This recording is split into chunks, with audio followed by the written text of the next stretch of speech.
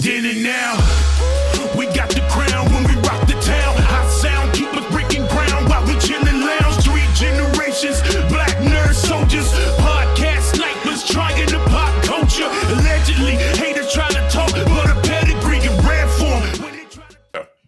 This is a topic that I have been excited to get into because I've been covering a lot more comic news as of late, and I've also had a lot of conversation around the culture of comics and where I think it needs to be in regards to making comics the prime or one of the prime forms of entertainment and narrative entertainment that it used to be, and trying to get it to where possibly where manga and anime are now. But other people that may not help with that narrative and may disagree with a lot of that shit is, funny enough, one of the presidents of one of the big two publishers themselves, being Jim Lee, the current president of DC Comics. Y'all, we have here an interview that Jim Lee did with the website Dextero. I've never heard of them, so I'm not sure how long they've been around, how prominent they are as a media platform. But the 26th, they published an article where they interviewed Jim Lee, who's the current president. I think he's been the president of DC for a minute now. And he has a lot to say, but in particular, he has a lot to say about manga and how he admits manga has a massive or major advantage over Western comics. Now, we can agree with that. I think we all can agree with that to an extent. Mm-hmm.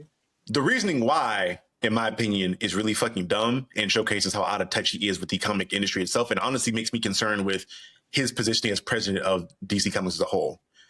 When you're getting into what he says about it, right? We'll get here. Well, I don't know if I can zoom in, but y'all can see this here.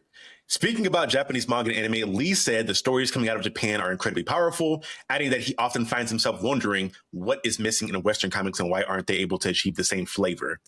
He pointed to a genre concentration of American comics as a key disadvantage, explaining that manga has an advantage over American comics, which are mostly about superheroes.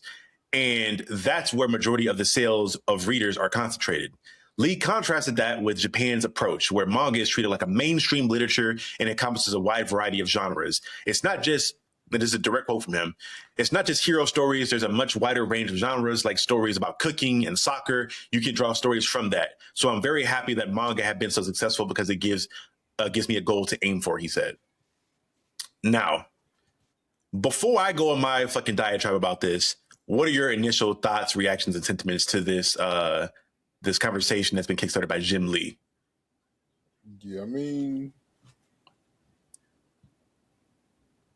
I think he's just completely missing the point, because, I mean, the main difference between the growth of, manga versus comics is the fact that they're just so much easier to follow. Like, there aren't 45,000 lines of Naruto to follow. You picked up Naruto issue 1 and you go along with the journey. You pick up One Piece issue 1, you go along with the journey.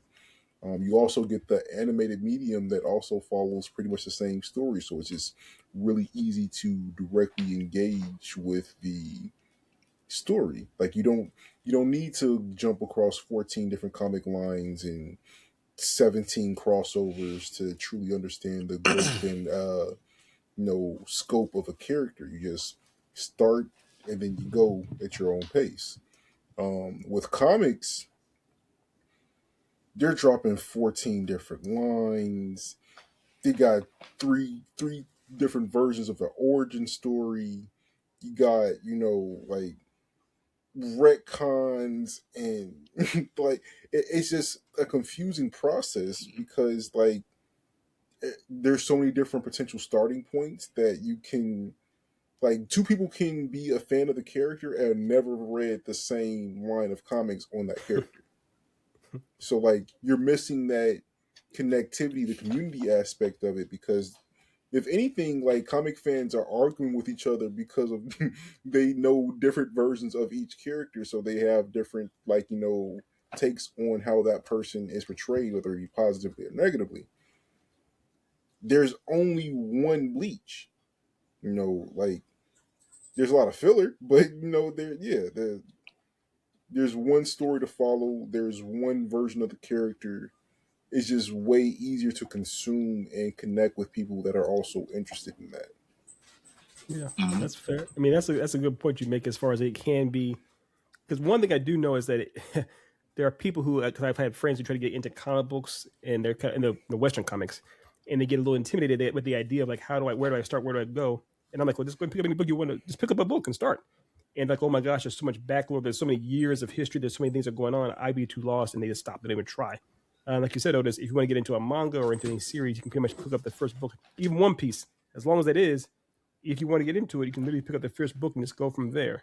That is one thing to acknowledge. But I think one other aspect that Jim Lee kind of missed is that these stories do exist. There are stories in the West. Plenty. There are comics that definitely don't feature superheroes. They've been around forever. One of my favorite books of all time is I told Dev this is The Why the Last Man by Brian K. Vaughan. We also did Pride of Baghdad. It's about these 3 lions. It wrote a story about 3 lions. So there are stories. Vertigo Comics under DC has all kinds of stories, all kinds of books that do not feature superheroes. Yes, they are there. And I get it that in the West, because of TV and film, we have celebrated and kind of seem to kind of focus on superheroes more than anything else. Yes. But that's not to say that the other stories don't exist. They aren't there. They are. They very much are there. I think it may be that the audience, that it seems like the president, that there are people that aren't as aware of these things, but they are 100% there. Let's forget, Walking Dead is a comic book about the zombie apocalypse. No superheroes in sight at all, and it was a massive, massive hit. The movie History of Violence with Viggo Mortensen, that's also a comic book from a while ago. V for Vendetta.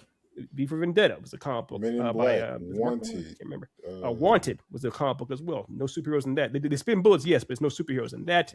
And the list goes on and on. There's plenty of other stories out there that have been adapted into films that people don't even know about. Sandman was on Netflix, so there's plenty of stories out there. It does exist. It's just that they may not be as well known or as well recognized. But as a president of DC, you could promote these things yourself more. Why not? What's stopping you? Or make new ones like that. You want a book about sports or cooking? Make one, Jim. And by the way, this is going from a person who loves Jim Lee. I love my favorite book of all time is Batman Hush. So it's like I'm taking it with the grain of salt because it's like, yeah, I hear what he's saying, but he's, like you said, Otis, he's missing the point here as well. Y'all, can I cook real quick? Proceed. We'll start with this. Now, you're supposed to be our number 1, and you're playing like a bum. Jim Lee, I have a lot of issues with a lot of the sentiments that you provided here, but what I will start with is giving you some grace and some understanding in regard to the way that comics are perceived in America. I do wholeheartedly believe that we have a difference in how our culture in America views comic books as a medium of reading. When you hear a lot of conversation around people like Steven Spielberg looking down on comic book movies as not a really a genre to be taken serious, when you're looking at a lot of different people that, quote unquote, write professional novels and things of that nature, they look down on comics as something that isn't to be taken serious. They look at it as a childish thing that's not, very professional, quote unquote. I do think there is a culture change that needs to happen around that, because I do think Japan treats manga as a lot more serious of a literature source and medium than we do with our comic books. So a lot of the issues that we have are our own. Honestly, I think most of the issues within comic books and the way they're perceived, the way they're consumed, is issues that regards our own way that we talk about them. But a lot of those issues do come directly from people like you, people that are in charge of making decisions on what books go out, what books get marketed, what books are prioritized. Because again, you are the president of DC Comics. I don't know how much power you have as into what books get greenlit, but I'm assuming you have a lot of significant power in regards to who gets put on what books go out. You are a slave to your accountants. Your accountants are looking at characters and projects and saying, what books are more likely to get us a good ROI, a return on investment on our money that we put into these books. You are not looking at wanting to take a deficit or an L on a book going out. When you look at the history of DC and Marvel, a lot of your most prominent heroes being the X-Men or whoever else it may be, they start off in a deficit because you have to spend time to build up people's wanting to look at those books to begin with, let alone their entanglements with how much they love these characters. Again, I go back to the X-Men a lot because the X-Men are like one of the fucking Mount Rushmores of comic book series to get people into them as a whole. And they didn't really pop off until almost a decade after they debuted. And even then, they didn't become a household names until like midway through the 80s, early 90s. So almost 20 years after the book started, after you not having the same level of popularity, that book took off. I've talked about this a lot in regards to a lot of the reasons why I feel like they have issues with getting Black ongoing stories around their centering their Black characters. A lot of it is because you don't want to take that L. For years, you only ever gave Black character stories when it came to fucking Black History Month, giving them limited runs. Even in opportunities that you've had to probably capitalize on hype for a character, you only give them limited runs, i.e. Mr. Terrific. He was a household name for months after the Superman movie came out, and you gave him a limited run of an origin story in Mr. Terrific Year One, and you canceled that shit immediately. And opportunities you've had to debut stories that are new, because you were following the absolute. Well, no, I'm thinking about Marvel. That's the issue. But you found gold in the absolute run of things, where you have a brand new storyline that's easy for fans to get into, and you can track that. And even to Otis's point, I will counter a little bit and say that I do believe there are a lot of stories, even in DC specifically, that offer a start to end story. I think to your point is just the fact that there's different versions of that story there. They have the ability to do so. And people that are, let's say somebody wants to get into reading about Mr. Terrific because he was in Superman, they saw Superman, or they saw, we'll just say they saw Superman, right? And they want to say, okay, what books will get me into Superman? You can point to specific self-contained stories that, like All-Star Superman, what that whole movie was based on. You can point to that story and that will give you a general idea of who this character is and what he's about. I think a lot of the issue comes from the way that, again, DC markets their stuff, the way they package their stuff, and the way they support their own books. Because they've pretty much been self-cannibalizing themselves for a while here, to where they've only spammed out books by characters that people beg for, but not characters that people need. And where I will get on his ass, because I give him grace as far as that goes, because I do think we create a lot of our own issues, because you have fans that come from Marvel movies or DC movies and want to read about characters and assume that those characters are going to be just like the ones that they saw in the film, when that usually is not the case at 100% of the time. And even then, you don't capitalize on these projects and always have ongoings attached to them to get people to get attached to these characters. Where I get pissed off at Jim Lee is the blatant lie he had in regards to characters only existing, or comics only existing, or being focused primarily in cape stuff. Because when you look at a lot of the stuff that was selling last year, obviously, absolute line of things, like they were crushing a lot of shit, and Invincible crushed a lot of stuff. But you look at a lot of the popular books that, if you're a comic book fan, that you were reading last year, from Exquisite Corpses to Roots of Madness to Bitterroot to Vine, or I Was a Fashion School Serial Killer. A lot of the bigger things that comic book fans were reading had nothing to do with a cape, and they involved other publishers that weren't you. So I don't know if it was more of a thing of like, you don't want to give PR to your competition in regards to other publishers, or you just been so tapped out of the game of comics in regards to what goes on within the medium that you just act like you didn't know, which even then made no sense, because you've been around comic books for a very long time, and you had an event, you were part of creating a whole different fucking publisher in Wildstorm that you then sold. So you understand that there are other indie publishers out there, and you made this general statement on comics as a whole, when that statement should have been on DC Comics as a whole, which you have a big proponent in making sure it's in that, in making sure that it goes beyond what you say it is now. Like, the shit with capes and the focus on that is your fault. You're a big proponent of that. Image, Ignition Print, AWA, Top Cow, Mad Cave are eating your fucking lunch, because they've been putting out amazing stories with the same, funny enough, with the same writers that you utilize. Stephanie Williams did a Nubia run, that was amazing, and she also just did, I think, a Wonder Woman issue.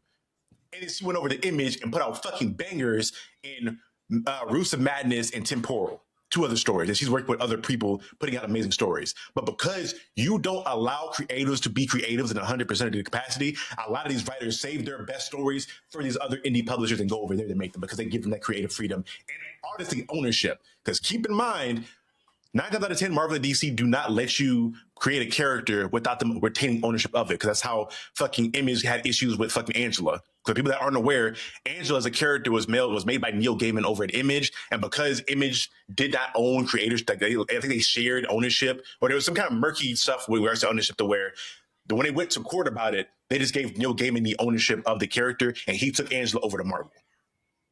DC and Marvel usually aren't going to involve characters in their stuff if they don't own them outright, or unless they're getting licensed out. Which is honestly a lot of the issue they had with Milestone stuff with regards to Static, because they keep trying to dictate what they do with those characters, and Milestone and the people that they own Milestone are not going for the bullshit. You're going to pay us for these characters. You're not just going to take our shit. Which is why we only see these characters in limited runs or during Black History Month, which now it seems like they worked out some stuff in regards to how they're doing that, in regards to the static being officially canon again in DC, and them having stuff like the Batman Static Beyond stuff, or static's part of the new Teen Titans now as well. So we'll see more of that stuff. But this is just, it's as a whole just irritating as fuck me, because either you're out of touch or you're blatantly lying, or you're trying to save face because you don't want to take accountability for how DC Comics is at this moment in time. Which, again, also brings into question to how out of touch you are, because you as a company probably did the best you have in a very long time with sales, because the absolute run of comics has been fucking killing it. And it has honestly brought back and started up a new generation of comic book fans and people that wanted to read this stuff. Like, I think if you look at like the top 25 comics that were sold, like single issue sold, half of those shits are absolute Batman or absolute fucking Wonder Woman stuff. I think Superman to an extent as well. And Invincible snuck in there at like number 4 with Battle Beast. That just, it irks the fuck out of me that that's the conversation, because you continue to paint negative narratives around comics that people then run with. People have narratives around, oh, how expensive it is to collect comics, when that is not the case. How difficult it is to find comic books. If you're in a rural area where you have nothing around you, I get that. But if you're in a major city and you have difficulty finding comic books, these are just certain narratives that people go around with where they don't really do their due diligence to fix.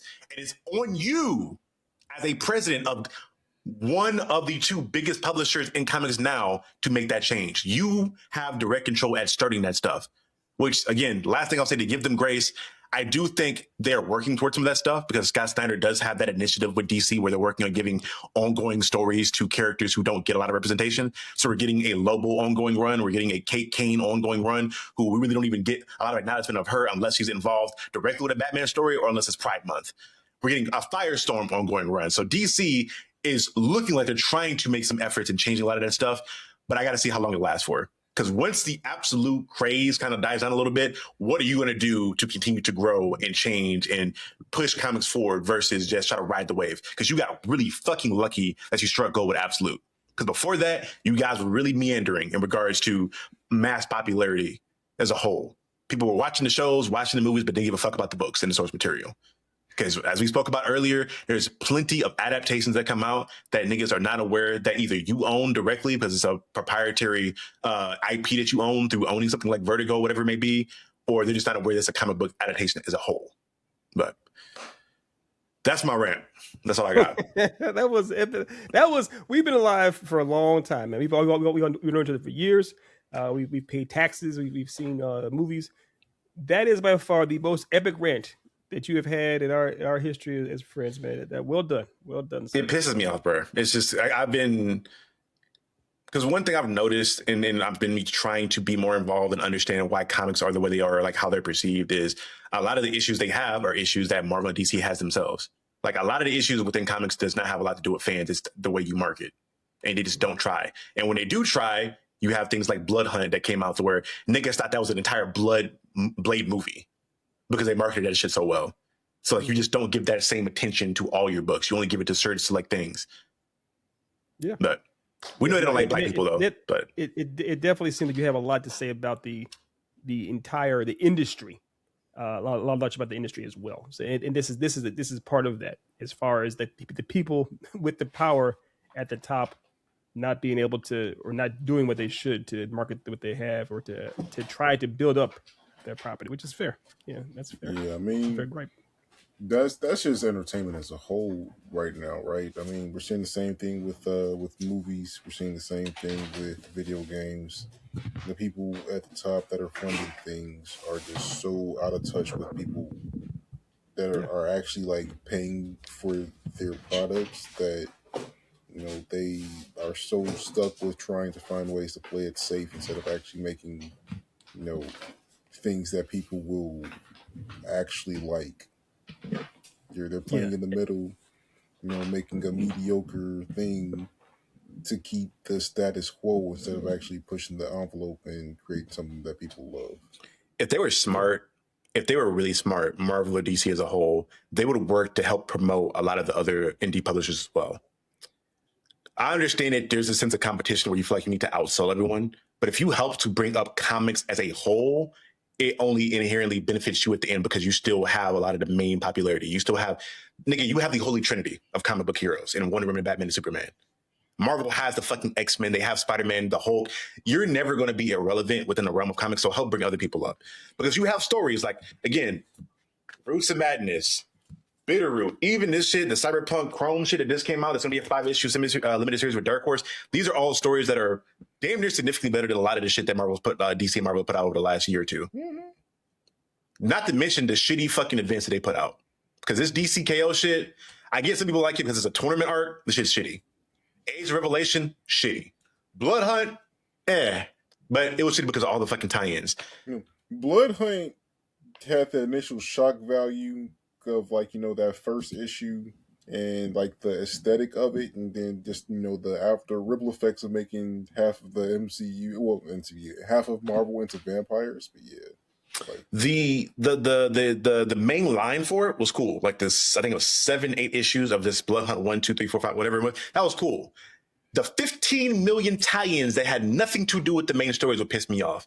And the fact that they build up Brielle to be this major part in the story and then pull Moon Knight out of your ass, that niggas wouldn't understand what Moon Knight was even his role in that shit was if you didn't read his fucking run before this. So it's like, what are we doing here in deciding this stuff? And I will argue and also bring up the factor of they also fuck over a lot of the writers because writers will be on a roll writing stuff. Again, I shout out to Gail Simone and her run on Exceptional X-Men and how well that run was doing. And you jump into Age of Revelation, so now she can't continue to write her story in the way that she wants to write it. She has to adapt her story into this massive fucking event. And there are whole things where, like, I was talking to Ernie about this, and he was telling me about how, like, he would talk to certain writers, and they'll have a thing where a writer will be working on a book, right? Let's say we're working on Exceptional X-Men, and then Age of Revelation comes around the line of things, right? They write their book, and they have their book with full intent for this to be part of the Exceptional X-Men run. And then when they finally see their book made, it's got Age of Revelation slapped on it, like on the front cover, as it, like making it seem like it's supposed to be a main tie-in for that. And then you read it and it's like, this has nothing to do with this. And the writers themselves are like, nigga, they didn't tell me this was gonna be a part of this. I just wrote this and was told it was gonna be part of my story. Mm-hmm. So it's like you're making your writers, your fans, and everyone else jump through all these fucking hoops because you're so concerned on the return on investment, not on the artistry in itself. So again, that's why I always give props to other indie comics. But again, that's also part of where I put a lot of the onus on fans to try something new. Because I hear niggas bitch and complain and moan about how hard it is to pick up an indie book. Brother, if you picked up 15 issues of different Spider-Man stories, you can spend one of those books to pick up something like Roots of Madness. Yeah, I mean, and that's indie comics, like, they don't have that issue that the big two have, where there's like 45 different runs of it. 9 times out of 10, you pick up that comic, you're right there at the beginning of the story. You can progress through it pretty quickly. Yeah, they're closer in line with manga at that point. Yeah. If you're looking for a cohesion, indie comics are definitely the way to go. And one thing I'll say too, and I think the runs that indie comics have are always a lot shorter. So if you're trying to you can sit down and read an entire story of an indie book in like one sitting without a problem, without an issue. It's like Sandman. Yeah, Slade and Nash is 6 issues. Yeah, complete story. That's one thing I'll say too, and I guess you guys can speak to this too, is probably a bit more versed in the anime and the manga sphere of things. One thing that I've noticed that honestly annoys me a lot is when I talk to people that are massive fans of Eastern media, so maybe manga, anime, whatever it may be, and they feel as though they need to shit on American comics to prop that stuff up by saying, oh, this is just superhero stuff. But if I point out how most of the popular anime that are out are shonen that involve kids or child soldiers, now it's like, oh, that's not that. Or if I point out how even as a lot of the more like we look at something like My Hero, right, which is probably one of the more popular manga and anime in a while, and how that's based on Western comics, people will be like, oh, well, that's different. No, my nigga, like it's just same. They have different issues. Goku is based off Superman, like.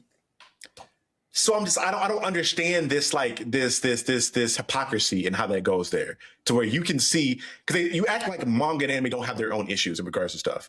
Because just this past year, we had a lot of fans mad with like a lot of the endings for a lot of the bigger manga and anime that ended in its whole. So I don't know. I don't like the idea that you can't prop up one thing you enjoy without shitting on something else because it's not your cup of tea. Just say you don't like Western comics and you love manga and anime and keep it at that. Versus you propping this up to say this has its own issues. Yeah, and that's fair. I think one thing too we had to acknowledge real quick is something that Stan Lee talked about all the time was how the return to status quo, essentially, or the illusion of growth or change, when like I think Otis mentioned earlier how when it comes to manga, because it is an ongoing narrative, it does have a beginning and an end. The characters tend to have somewhat of an arc or a journey they go on, and that's how it goes. Oftentimes with comics that involve superheroes specifically, not all Western comics, but superheroes specifically, the stories are meant to have it's meant to go on forever. So the characters can't really grow or change too much because the stories have to get back to somewhat of the baseline for them to have their adventure again, so to speak. And some people may not want to see those same stories over and over again. They may want to see something different. They want to have a kind of a definitive end. They want to have a definitive growth. Even with My Hero ended. My Hero had a long run for the manga and for the show, the anime, whatever, but it ended. The characters changed over time. So I know that's a factor with it too. That's a cop out. That's. I'm not going to say it's 100% untrue, but it's a cop out because you have stories where characters grow significantly. But again, it's one of those things where people say, "Oh, that's the issue. I don't want to deal with that." But then you didn't actually try. And when I say that, I mean let's use Miles Morales as an example, right? Miles has been a part of a few different runs where you're looking at his original appearance in Ultimate stuff, and then he has 2 solo runs, I believe. His ongoing run just ended at issue 42. If you just read the Chip Zdarsky, I think it's Chip Zdarsky, the ongoing one that just ended, and you start from beginning to end, the growth and change that Miles goes on is fucking exponential. And if you read it, you know that. But if you're only going off of because I think a lot of what happens is people watch an animated series, they watch a movie, and assume that is who this character is, and they don't have to go see the source material. Or they read or they watch videos of comic historians for like Rob, Ernie, any other creator, maybe myself, and they'll see people give synopses of these stories and assume, based off of me watching this video where this person described this character or what happened in the story, I don't need to actually read it to formulate my own thought and opinion. I'm going off of a review. When I've legit watched Ernie review a video of a book, read it myself, and came around with an entirely different perspective and understanding of that thing. People don't give that. They don't actually read this shit. I think, honestly, if anime didn't exist, I think we'd have the same issue with manga. I think a lot of casual fans who don't really, like a lot of the anime-only readers would have drastically different understandings of how characters operated because they watch videos that would summarize who these mangaka or these manga characters are versus actually watching the shit. You have the advantage of anime as far as that front goes, that the anime are direct adaptations of the story versus what comics and anime, comics and movies and animated series, they're loose adaptations. They're not direct adaptations of stories. So things are all going to be different. So you don't give the actual book a chance. Niggas don't actually want to read if we're keeping it 100% true. Hold up. You're going down the path that's not what I said at all. No, that's what I'm saying. I'm saying that people don't like to read. Yeah, I understand. But what I'm saying again is, how many times are we going to see Batman fight the Joker? There's thousands of different ways. There's 1,000 stories where he's not fighting the Joker. And what I'm saying is, if I can talk real quick. I know you're passionate about this. You have a very nice beard. You're a very nice man. But all I'm saying is, real quick, the stories essentially are going to be, you're going to see reruns again and again and again. You're going to see Batman fight the same Rose Gallery in different variations. Yes, Absolute Batman is very different than, of course, something like Court of Owls or what have you. Yes, I get that. But ultimately, you're seeing the same hero fight the same villains in the same kind of way, fighting crime over and over again. You're seeing Spider-Man fight the same rogues over and over again. You're seeing the heroes do the same things over and over again because you're supposed to. That's the point of the story. They are crime fighters fighting crime. Again, this is for superheroes, and this is not for all of them across the board, but that is the kind of the general rule. Again, this is literally what the people in the industry want you to do. They have to have the characters. They have to have them in the same sandlot, the same box, doing the same thing. It's not meant to be. I'm not trying to bash anybody who enjoys that. I'm trying to say that there are no exceptions to that. Of course, there are plenty of exceptions, but it is a very real thing. That's what people expect to have. Otis, let me ask you a question. Otis. If I were to tell you, as an upcoming fan of anime, hey, or manga, I am so worn out with battle shonen. I don't want to watch Dragon Ball. I don't want to watch tournament arcs that have shit in it like Yu Yu Hakusho. I want to watch something different. What would you do? What would you tell me at that point? There's a ton of other anime out there. Just go off of your interest. And you would then recommend me some, right? Possibly, depending on what you like. If you have it in mind. If I said I like horror, if I like horror movies, right, you would then recommend me horror manga, correct? Yeah. So at that point, is the onus on me to then go read said thing? Yeah. So at that point, I think that's the issue I'm having, is that if somebody says they're tired of seeing Spider-Man fight, Batman fight the Joker a million times over, and I say, cool, I can show you a run where he's dealing with Professor Pig in a fucking murder noir, and I then recommend you that thing, and you then never read that thing and continue on with your narrative. That's the issue that I'm having, Ethan, in regards to that. People don't go read and go off the suggestions. They read or watch what's popular now. Because how do you fix that problem? You have to market those things more. You have to push those things more. When it comes to even marketing as a whole, like, okay, let me ask you something. If you, let's say this restaurant came out, right? And they had this burger, and they marketed this burger. It's like this brand new burger that was amazing. Would you go get that burger off the first commercial you see or the first time you see ad for it? 10 times out of 10? You'd see, after you saw that same ad like 15,000 times, you'd probably be like, oh, you know what? Let me go get this shit a try.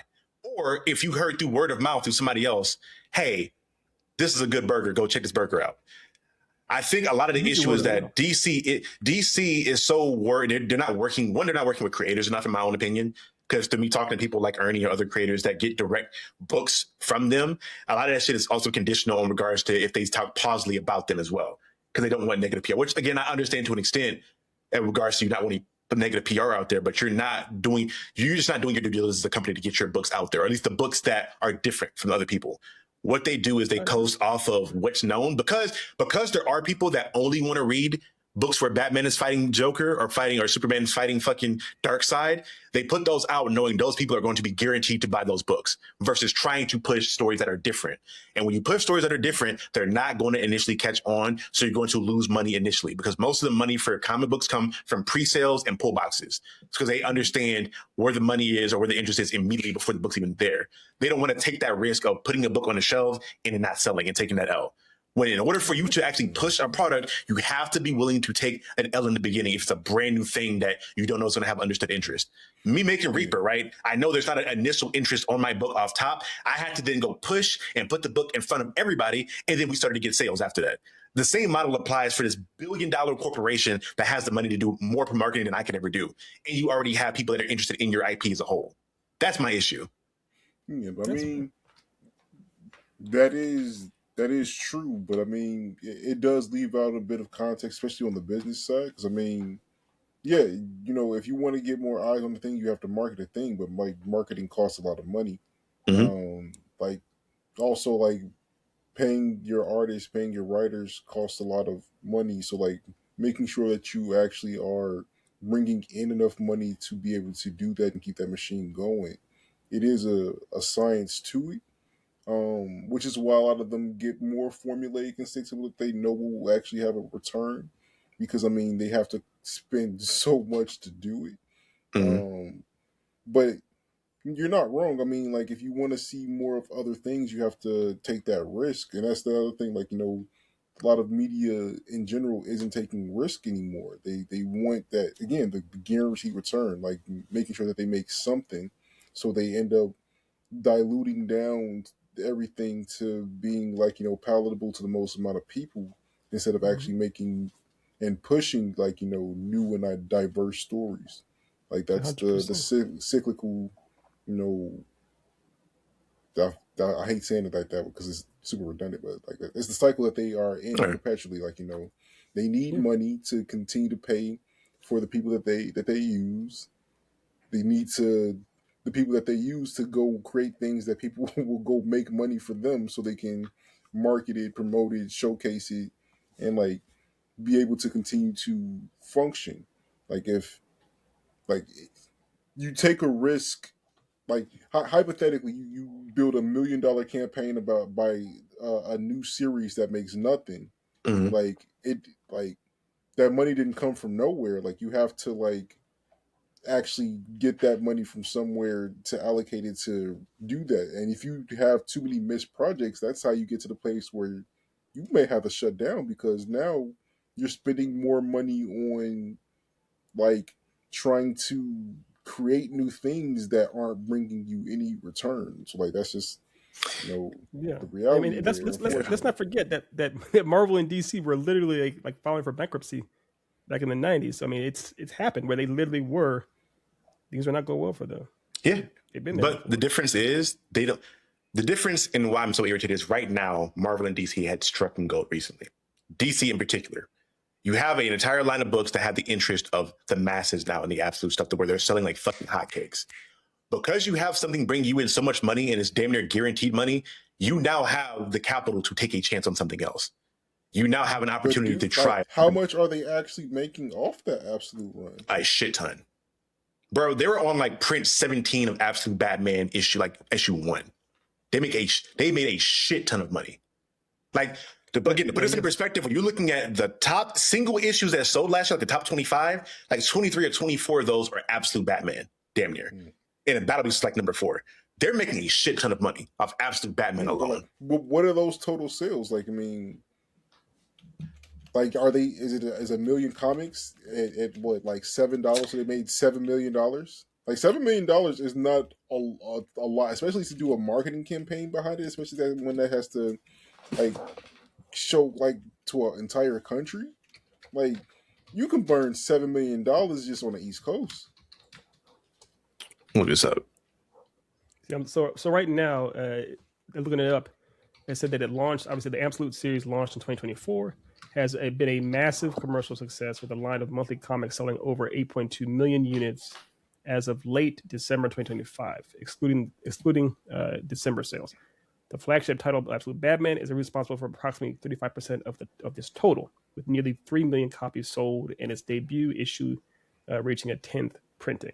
Okay, so if they're saying about 8.2 million units sold as of the end of December last year, in total, look at the actual figures, actual money. But if it's 8.2 million units, obviously, if you multiply that times with 5, roughly, that's probably what some of the money, the money that's actually bringing in is. And that's not even accounting for trades. That's not accounting for special variant covers that cost more that people are still buying like fuck. I mean, but that would be included in those units, wouldn't it? No, those are singular units. They're not talking about trades in that. They're talking about floppies. Yeah, they're talking about the singular issue 1, 2, 3. Again, trades are like the combination of like 6 of those into one. And then there's also the variant covers or special edition covers by different artists that are like, I think in the shop, I saw one, like a variant cover for issue 1 of Absolute Batman I saw was like $60 or something like that. And that was like the last one in shop. Them shits were selling out like fucking hotcakes. But I guess it's just to be mindful of, again, like Otis is saying, this is how much money are you spending for the company as a whole? Because obviously to run a company, it does cost a lot of money. So it's at that point, a company in the whole before. So it's just, at that point, I'm asking where you're spending your money and how frugal are you being and how efficient are you being? Because if you have Gotham by Gaslight going on, you have Batman, the ongoing Batman run that's on issue 168, Absolute Batman, Absolute Superman, Absolute Wonder Woman, Absolute Green Lantern, Absolute Mark. You have 15,000 lines of books going that you don't need to all go at the same time. You can condense that down into the absolute line of things in the ongoing Batman run. That's a them issue. Yeah. If they wanted to save money from marketing, because again, on that point, I don't even think you need to have movie marketing budget money to market this book in the right way. Again, I'm looking at how well I've marketed my small book in a limited amount of space I've had, and most of my marketing being free, and how much we made off that. If I translate to where I have an entire marketing team behind me, if you give me $1 million and I'm able to market my money for making appearances on different like if you're encouraging your writers, your artists to go on different podcasts, you're encouraging people to go put your book into certain spaces where your fan base is going to be, or your prospective demographic is going to be, you can get a lot of that return for a really frugal budget, but it takes leg room and it takes effort on their side. The effort, I don't think they want to do. I think they want to be able to push this book out, spend a little money on a fucking animated comic YouTube ad to go out one time, and then the rest of that should be carried off of word of mouth. Because for the most part, most of the marketing for Absolute Batman has been word of mouth. I can't think of too many like sponsored ad posts I've seen about Absolute Batman. It's been creators and the fans promoting how good and how dope shit has been with that. Yeah, I didn't see and that's been free marketing. So if that's been most of your marketing for your most famous and popular line, where's that money going? It's going to the 15 other titles you have actively going on that are not connected to what you have going on now. Or the licensing rights, because you have Annabelle and Sub-Zero and DCKO. I agree, and that's the problem. They are wasting a lot of money. That's the biggest theme here. One thing too is you have to, same with movies and TV, you have to train your audience. Sometimes you have to retrain your audience. If you continually and only show them one thing and tell them that's all the only option they have, then of course they're either going to eat that, or they're going to go ahead and fast and get something else. Just completely leave it. However, if you say, oh, by the way, there's other options over here too, and you've minimized the entire deluge of one certain thing, then of course I say, okay, so I guess I can try some of this other stuff over here too. Why not? It's the same thing in Hollywood as far as movies, whether it be TV, as far as only putting out shows that are garbage. But if you put out something that actually is more thought-provoking and interesting, people will start liking that stuff more. So you're right. It is a matter of actually seeing where the funds are being allocated, what they're doing with it, and spending some time trying to advertise properly to people, trying to reach people, and trying to actually show them that they actually do have quality products that aren't just the same status quo. And to your point, Otis, I honestly feel like that a lot of that money is going into the pockets of the owners or the people on the boards. There are people getting bonuses. If I'm being completely honest, I think they're just pocketing a lot of the extra money that should be going towards marketing the books or paying artists or writers properly to create dope stories. Because again, the best writers are all taking their best stories and going to indie publishers with them. They're writing whatever Marvel asks for, but they're all their stories that are groundbreaking or revolutionary. They're taking them to other publishers that allow them to be creative in their own sense. Do you think, because it's obviously well documented that of course 99% of the things that they create over at DC or Marvel, if you're a writer or creator, what you create is owned by those companies afterwards. Do you think it's possible that like someone like Gail Simone or what have you, anybody actually has an idea, original idea, and they pitch it to Marvel or DC to see if they'll let them write it, and they pretty much it gets shut down? Do you think that happens more often? A lot. I think that I know for a fact that again. I've learned a lot more about this industry stuff as I've been talking to Ernie, shout out Blur Without Fear, because he's giving me like I'll text him and he'll be like, oh yeah, I talked to such and such, or he'll let me know like, hey, you can't talk about this, but such and such told me about how their experience was with this, or hell, even on his own platform, he has these conversations. So it's not even just stuff he has with me. He tells you he has these conversations with these writers, and a lot of the times they'll pitch stuff and it just won't get accepted. I honestly believe, let's say I had a brand new character and I wanted to pitch it to Marvel to use. They would have a lot more success if they were to say, hey, we're going to retain ownership, but we'll give you equity in this character in sales for this stuff. Or at bare minimum, we'll give you equity on this run that you're writing specifically. So now that one motivates the writer now to do the best he can possibly outside of even his own professional reputation in regards to writing. But on top of that, he has a lot more of an incentive to help market that book more because he's directly involved in the equity for it. It's not just a flat fee. We own your shit. We own your book. You go have a nice day. Mm-hmm. Because I'm pretty sure Image, again, Ethan, you can correct me, I have to do more research on it, but I'm pretty sure Image offers some kind of like equity on their books to the writers, or at least bare minimum the ownership of the characters themselves. Yeah, that's all. It's creator owned. It used to be you had to do a buy-in as far as the initial run for things, like that's like $3,000 or whatnot. But after that, it's your actual the money you get is all yours. And now look at all the shit they have that's popping off now between Invincible, Beauty's Ignition print, The Walking Dead was another Image title. Like they have a lot of dope shit that has been popping off. And then we're about to get Radiant Black soon. Radiant Black is about to be the new Invincible really soon. And that's another thing that they put out there that I'm sure the creators have some kind of equity in. Again, these other companies are eating your lunch. And I think it's a matter of time. If you don't get your shit together, where you're going to start to see these other indie publishers start to take your lunch because these bigger companies and studios are looking for original IP they can adapt into movies and shows. The stories are right there waiting. And if you let's say Image gets a bunch of bangers off and then they get like a Spawn movie off where they have like 4 or 5 projects going, now they become more of a household name. Now people are starting to trend more towards them in regards to looking at them in a more favorable light versus just defaulting to Marvel and DC, defaulting to, oh, I know about comics, Batman, Spider-Man. It's, oh, I know about comics, Spawn, Invincible, whatever it may be. You're leaving room for that to take over.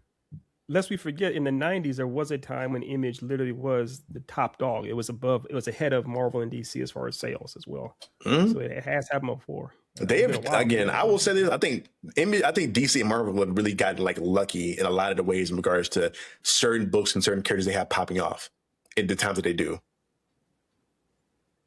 At least on the comic book front, let alone like the movie stuff that was involved with Marvel during like the late 90s and early 2000s with like. Again, I think we talked about it before, but even with Blade, right? They didn't make a lot of money on Blade. They only got like what $50,000 from Blade as a whole because they didn't believe in it. Yeah, Blade. Marvel did not do well off of Blade. Again, Marvel went bankrupt. There's a reason that the Avengers are who they are. First off top, people, again, I've said it before. The Avengers as a concept only existed because all the characters involved in that team were not popular and did not sell. Iron Man didn't sell, Thor didn't sell. Hulk, I think they threw Hulk on there to try to give it a boost, but none of those characters were selling. Hawkeye, Widow, they weren't selling. I vividly remember in 2008 when that shit came out, myself as well as a lot of other people not even knowing who Iron Man was. They thought that nigga was a full robot. They thought he was an android. They didn't know there was a man inside of the suit until that movie popped off. All those characters were D-list characters. Cap was a D-list character. The only niggas that mattered were Hulk, Spider-Man, the X-Men, and the Fantastic Four. And even then, the Fantastic Four probably got a favorite because they were having movies that weren't looked at upon very favorably. Yeah, but I mean, in the hierarchy of the entertainment industry, I mean, comics make the least amount of money. They have the least amount of fans. They have the least amount of viewership. Like, things usually are banked on, like, series, both animated, and then, of course, the biggest is, like, live action. That's what, the most people see and consume.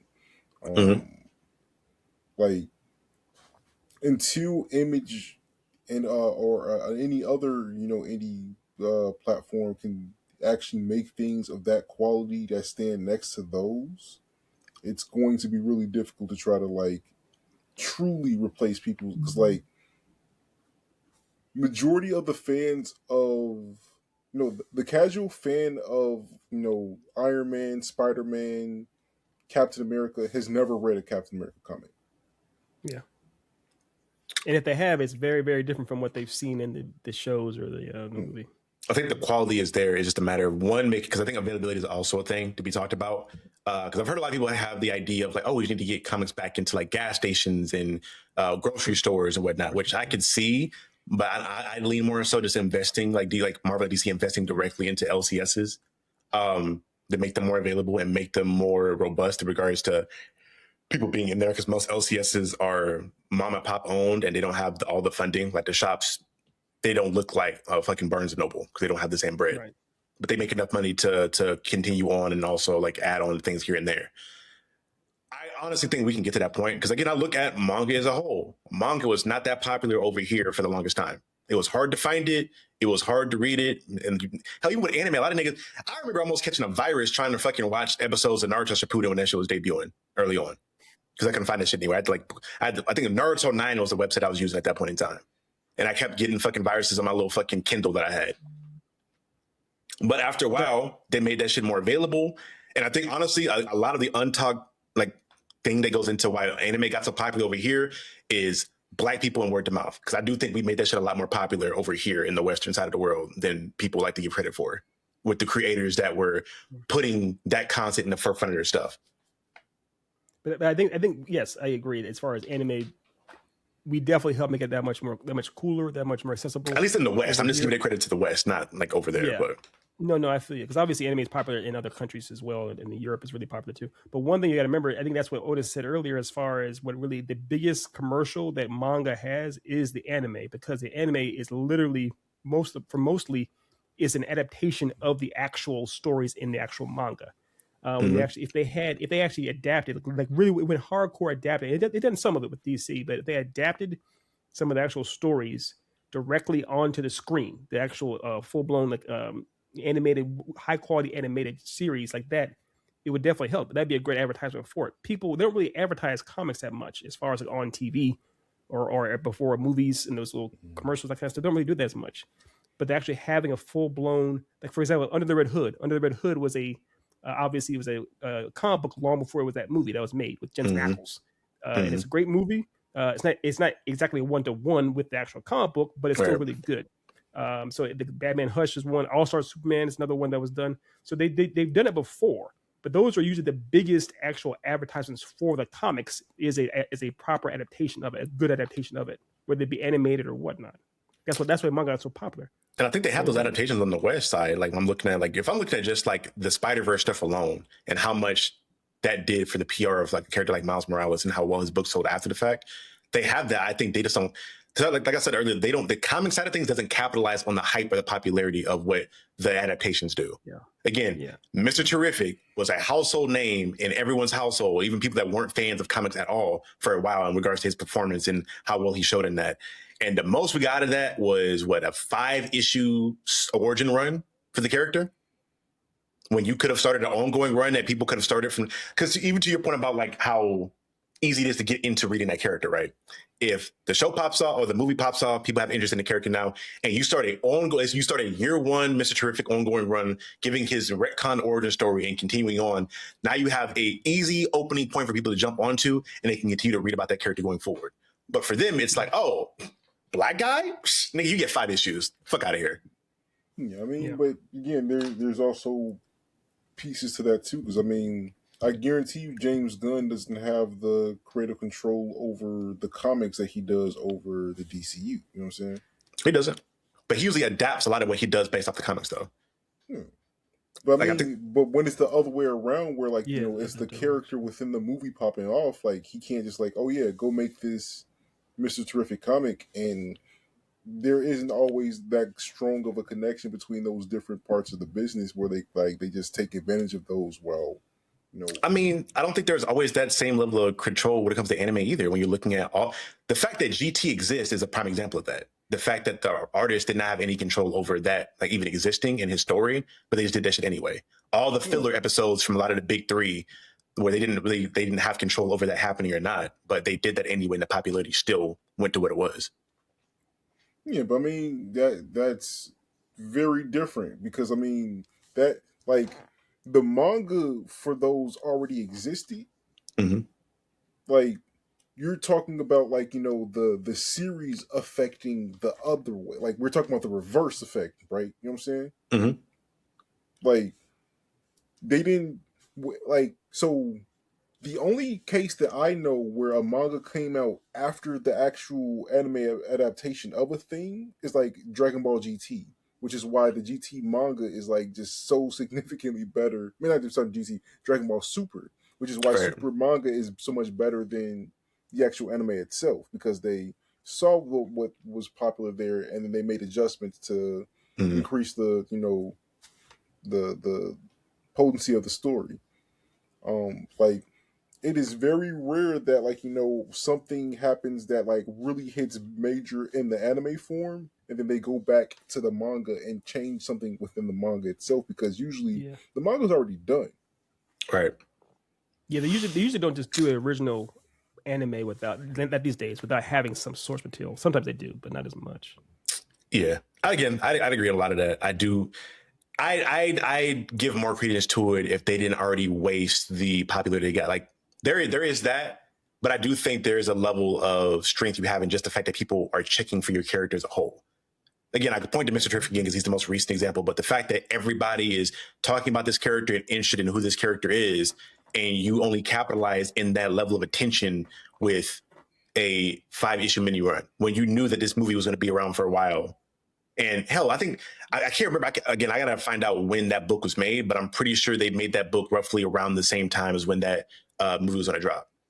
Roughly, as far as the production goes. It takes a while to make that book. It seems like they didn't, I'm guessing they didn't, the people, the actual comic book makers over at DC, right, had no idea. They may not have even known that Mr. Terrific was even in the movie. It seems like there may have been a disconnect as far as like the actual comic book creation and the movie creation.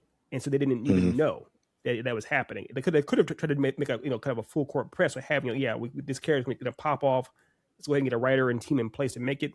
But it seems like that probably wasn't the case. Probably didn't know what was going to happen. They're almost surprised that he was there in a way. But even then, to an extent, they announce what movies are coming out like years in advance.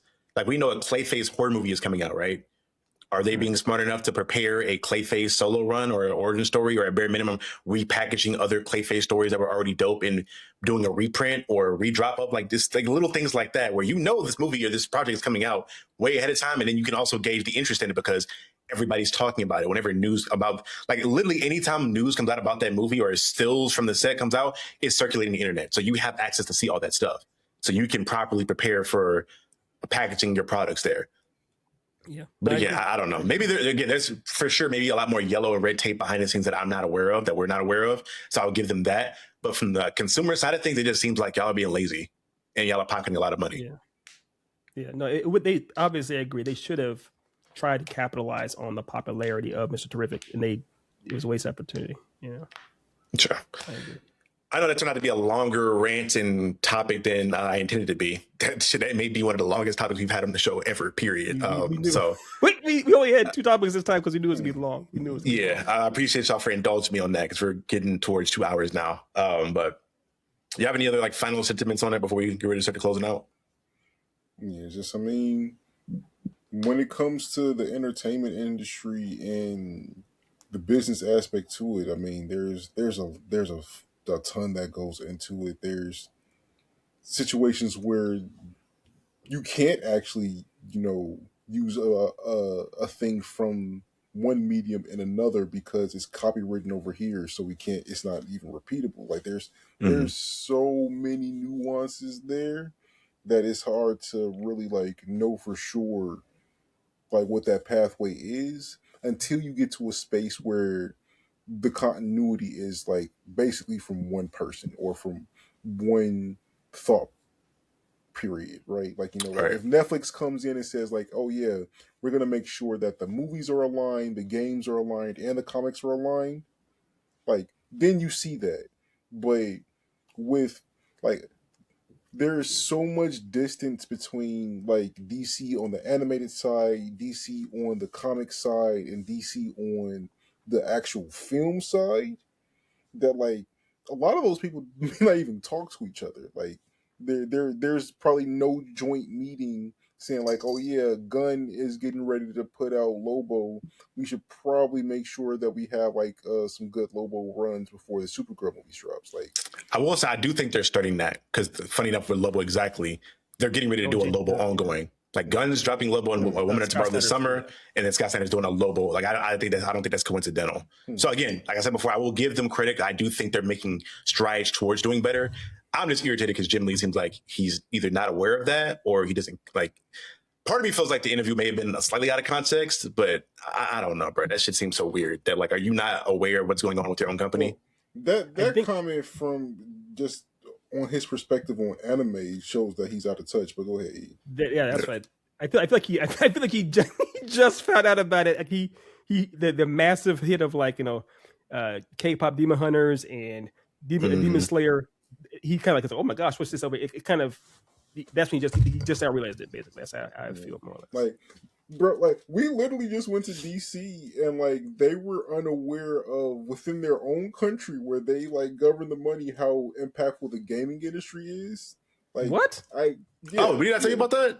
Yeah, gaming is literally bigger than music and movies combined, and they had no. That's insane. That's where like whole staffers for congressional members were like, oh, you know about this thing? They're like, no, they knew about the Warner Brothers thing though, and we brought up how much money it was. They were like, what the fuck? Yeah, brother, like where have you been? And a lot of them were gamers. What's their job then? What's their job? Yeah, so I mean, again, collecting lobby money from major corporations to not do shit. Yeah, fair enough.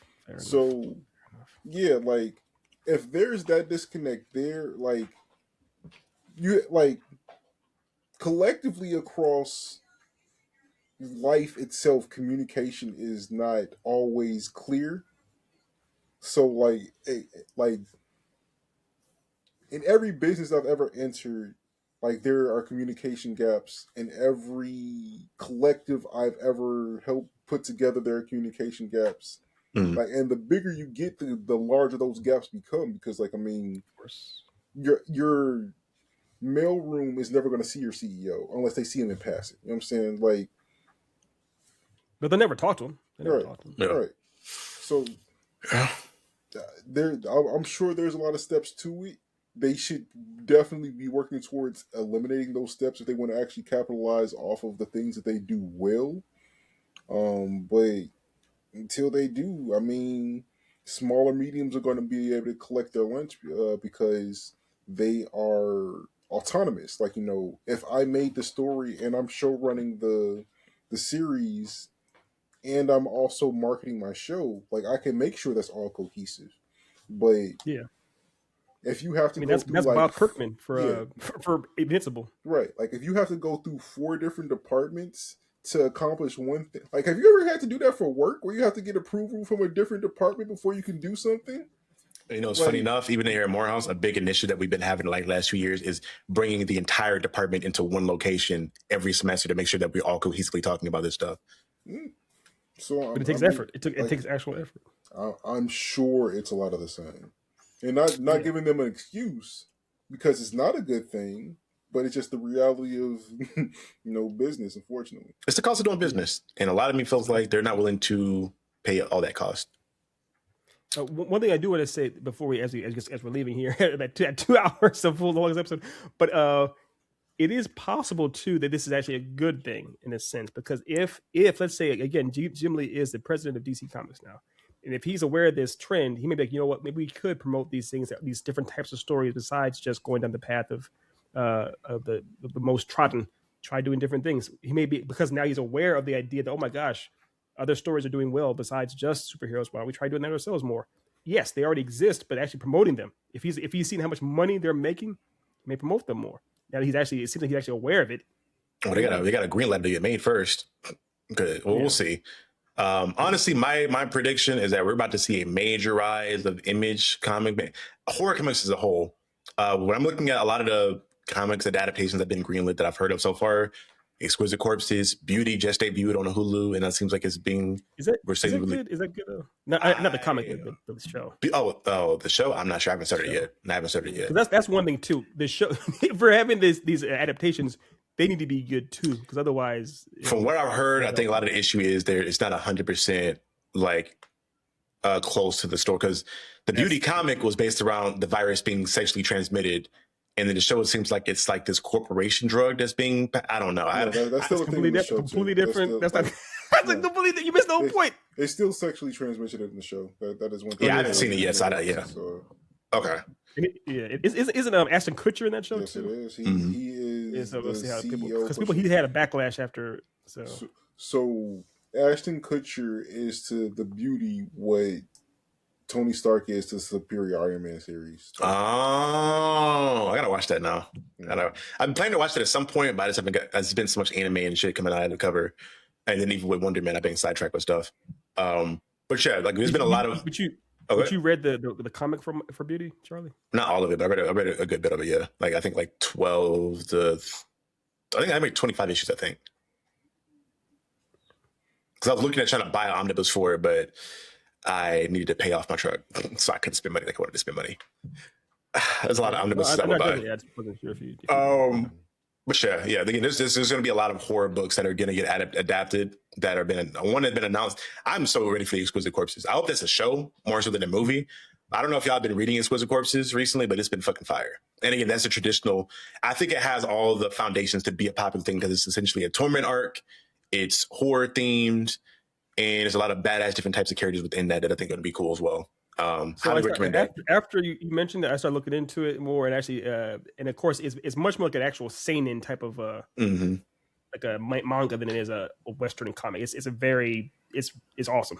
It is awesome. Yeah, I'll admit that too. Literally, I think after that came out, the best genre of anime. Mm-hmm. So we'll see. I think that's going to be the turn going forward with a lot of comics, and I think that's how we're going to see a lot of comic publishers like.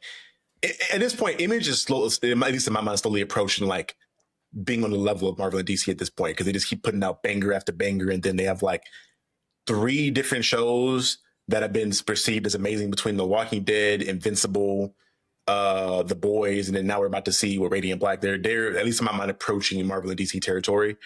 But when I'm looking at publishers like Mad Cave, Top Cow. Well, I don't think Top Cow makes books anymore. No, I'm not. What am I thinking about?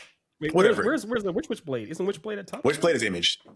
So Witchblade was initially a Top Cow book, but yeah, Top Cow does not. They don't make their own books anymore. So Witchblade has been outsourced to Image now. That's why we have the new 2024 Witchblade that Image is doing, which again, fucking phenomenal. I hope they get adapted too at some point into like an animated series, which I can see it being because it's been forever ago. It wasn't good. It was an anime, funny enough. Yeah, it wasn't good. Which I have not seen it. Kaori said she likes it, but I haven't. I mean, Kaori. I guarantee it's a guilty pleasure of hers. But I'm sorry. She tried to get me to watch a Netflix series about the birth of the Easter Bunny, and it involves so many sexual rituals in the middle of the forest. So I mean, does not surprise me that this is up her alley for the anime, because it was just the Witchblade in itself is hyper fucking sexual in itself. Like it's kind of horny, but. Yeah. The comic I now, did it's the a lot. script for them back in It's the a day. lot better now because this comic is made. It's written by women, so like the sex is a lot more like it makes a lot more sense. It's not just sex for the sake of sex because I think 3 men initially made it initially, and it was kind of extra horny then. But like now, like the horniness is it makes sense narratively speaking. So I did. I don't know if I ever told you, Charlie or Otis, how I wrote a spec script for Witchblade, and it was like they were actually trying to push it and everything back Oh in shit! back like Charlie's age. It's a while ago, and the notes the notes I got for it were not bad, but not nearly enough sex or sexual content. I was like, what? So yeah, it was yeah. This is back in what 2008 or 7. Yeah, I wrote it. Yeah, that's honestly like I could see them adapting that and that shit being like I can see this shit being bigger than the boys in Invincible at a certain point. I ain't gonna hold you. Based off of Witchblade specifically. yes, like at least this specific run that's being written by Margaret Bennett, I think is her name. It's fucking fire, y'all. It's fire. It's some gas. I'm fucking with it heavy. I mean, it's basically what's it called? Like the symbiote meets what's that? Like symbiote meets Spawn, damn near. It's very much like Spawn coded. Or, what's the Alex Mercer? What's that video? Prototype. Yeah, it's very similar to Prototype, yeah. And then the Darkness, which is the spinoff book that's like a cousin to that story, is also really good as well. And I think that's written by a different team. Yeah, that one has some video games and stuff. I think right in social in the other media forms of entertainment. Hella fun. My first introduction to these characters and these IPs have been this recent run that started in 2024. But it's been great. Again, Image, nigga, they're doing just fine. But shit, man. This has been another episode of In and Out. Before we get up out of here, y'all, do y'all have anything you want to plug, promote, any events, any programs going on that you want to talk about? Continue to check out blur.com, check out Players Alliance, join our Discord. If you have, if you are not happy with the way that gaming has shaped itself, because of the decisions by a very small amount of people, come talk to us about it. Come share your feelings. Help us to help build gaming to be a better space for all of us. Yeah, and I think on that real quick, I'll add is the idea that the Players Alliance is working towards not just building up and fixing the industry as a whole, but also growing the community because they have a lot of opportunities to help you learn how to public speak, learn how to be creators to an extent in regards to like different aspects of just being better within the realm of creation and content, or just as a whole, as a person, they try to do that, and I'm happy to see that. I'm happy to see that they're doing that and see what they're doing as round. I'm rambling. Yeah, I get it. I get the point. Yeah, they're friendly as hell, man. Like, they were very welcome and inviting to me. I was a complete newbie a couple weeks ago. They reached out to me and they were extremely nice. Otis and Charlie, of course, were there helping me out, but they were the community as a whole. Because it's like with 2,000 people in there, 2,000 people in that group. So yeah, y'all are doing stuff, man. Y'all are doing stuff. Real quick, I'll just say promoting. I know if you're still here right now, 2 hours deep into this episode, I'm promoting you. Thank you. Thank you for being here. We love y'all. Thank you so much for your support. Also, thank you all for supporting Echelon Graphic Novels and Charlie's book Reaper. Of course, Otis and I are part of the company too. Recently, this week alone, we've had so many people reach out to us as far as I want to work with us, want to have learn from us. When I actually kind of it's bizarre. It's bizarre to see our little baby growing so much. We're very grateful for that. So yeah, so please feel free if you are a creator, artist, and you want to find a way to get into the industry somehow, or make something happen. We'd be happy to work with you. If you have an idea for your own comic, want to find a team to make it for you, come on over to us. We'll help you out. If you want to buy some comic books, come on over. All three of us have books there. Charlie has Reaper. I have a whole slew of books like Slade and Ash and everything else. And of course, Otis East himself, aka the God of War of Gaming. He has Briarlands 1 and 2. So please, and he has another one coming out later on. So please come on over there. Check us out, echelongnnovels.com. Yeah, well, again, they can't forget about my partner for the Briarlands, Keith Stanley. I mean, he's working Daniel. on some new projects that we'll have coming out in the next few months as well. So shout out to him as well. Yeah. As a whole, check out Echelon, man. Echelon we got a lot to say, a lot to offer in regards to storytelling and also helping you make your own stories. I guess an adjacent tangent to that, Reaper. I want to say thank you to anyone and everyone that's been buying so far and telling me about it. From the people within the local comic book shop that bought it and told me how much they enjoyed it. I think I did my first actual like signing for the book in the store Wednesday when I went in. One of the people that bought it asked me to sign it. Knows I've been blessed to see the positive reception for it so far and people's excitement for seeing issue 2. And then again, thank you guys so much for supporting the Kickstarter so far. A lot of that I owe a lot of thanks to my guys, my friends over at Midnight Comics. Shout out to Laurie Jones and his lovely wife. They've been doing a great job at helping me and guiding me with like how to market that. I think I got like an $89 pledge for the Kickstarter like this morning. So it may be possible to actually get that Kickstarter like finished, and that would help out significantly in getting it paid for and getting everything together for it. Which again, what's the name of the actual campaign on Kickstarter so people know? How to literally just Reaper issue number 2. To make it easy, simple for people. If you literally just type in Reaper and Kickstarter, it'll probably be like the top thing that pops up. And it's been doing well so far. And issue number 2, it's already in production, and we're like 17 pages deep so far on the inking stage. Julie is cooking. That lady she's in her motherfucking Duffy, in her duffel bag. One of the best, man. She's great. You love her to pieces over here. Shout out Julia. But y'all, this has been another episode of the In and Out Podcast. Probably a hefty one. Honestly, one of my more favorite episodes we've recorded in quite a while here. It brings that to like 3 parts this long. Yeah. I'm chopping this up for sure. So again, if you guys are new to this, you guys can check us out every week. We usually record the episodes on Fridays, and then we release them, I think, the next day or within the next day or two. I have to, thumbnail, chop them up, make sure everything's treated, and then I'll upload it myself. If you guys are interested and you want to see more live shows and see them come back, let us know. We may try to do an episode live at some point. So honestly, we could probably try to do that at some point, especially if we're using Riverside as like an ease of a way of going about that on the channel. But again, this has been another episode of the Then and Out Podcast. This has been Professor E, King of the Comics, Ethan Murphy, the Loose V, the Big Blurred Muffin, a.k.a. the Kratos of Gaming, and Kath Diesel. And we will see you guys next time. And remember, forever and always, you're listening to the Then and Now Podcast. And just so you know, Primal is better than everything that we've named in this entire episode. Just go on HBO. We should have next episode all about Primal. All about Primal. I don't watch. I haven't seen the first season either. I gotta catch up. What? Mm-hmm. I think I watched like 2 episodes that I recommended it. Right now, we're doing that right now, Dev. Now. I'll try to at least have the first season like watched by next week, and I'll watch as much as I can by next week. I was just telling my boy about that at the gym. It's that show. Otis, did I tell you about it, Otis? Or were you watching it already before I told you about it? I think you told me about it initially, and then after then, I just been spreading the gospel because, dear Lord, fire. Tell us. All right, y'all. No sense. Bye. But we're still recording. Oops, I'm sorry. I thought we were done.